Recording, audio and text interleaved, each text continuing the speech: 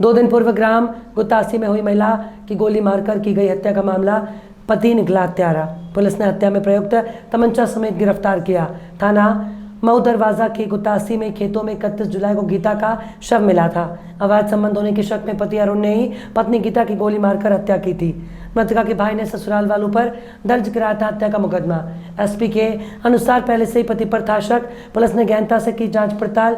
पति अरुण के हाथ में लगा हुआ था खून, उसका नमूना लेकर पत्नी के खून से चेक कराया गया। कई पुख्ता सबूत मिलने के बाद पुलिस ने पति को गिरफ्तार किया है। क्या खुलासा थाना मऊ दरवाजा में मऊ दरवाजा पुलिस को ये सूचना मिली थी कि एक युवती का शव खेत में पड़ा हुआ है। मौके पे पुलिस वहां पहुंची और फिर उनके भाई के द्वारा दिए गए तहरीर पर मुकदमा पंजीकृत किया गया। बॉडी का पोस्टमार्टम कराया गया।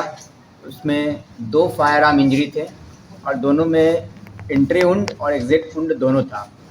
इसमें पुलिस ने बहुत ही संजीदगी से विवेचना की, सारे साक्ष्य इकट्ठा किए और मौके पर ही हमने बेंजामिन टेस्ट कराया उसके पति का, जिसके हाथ में हमें ब्लड प्राप्त हुआ और साथ में घर में ही एक भीगा हुआ कुर्ता शर्ट प्राप्त हुआ था, जिस पे भी बेंजामिन टेस्ट कराया गया तो उस पर भी ब्लड प्राप्त हुआ। तभी से पुलिस को इस बात का शक था कि उसके पति इसकी हत्या में शामिल हो सकते हैं। हमने उसके बाद कड़ी दर कड़ी एक साक्ष्य इकट्ठा किया और बहुत से लोगों से पूछताछ की और पूछताछ करने के बाद अभी उसके पति को गिरफ्तार किया गया है और वही इस हत्या को अंजाम देने वाला व्यक्ति है।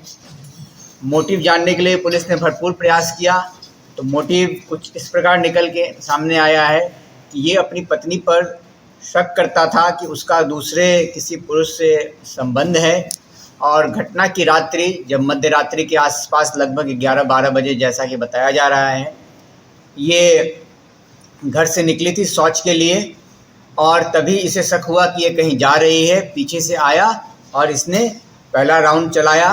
उसके बाद जब वो नीचे गिर गई तो दूसरा राउंड चलाया। दूसरा राउंड उसने सर के ऊपर चलाया था, जिसके बाद खून का फवारा वहाँ से फपक पड़ा जो इसके बॉडी पे पड़ा था, जो बेंजामिन टेस्ट में पुलिस द्वारा कंफर्म किया गया है।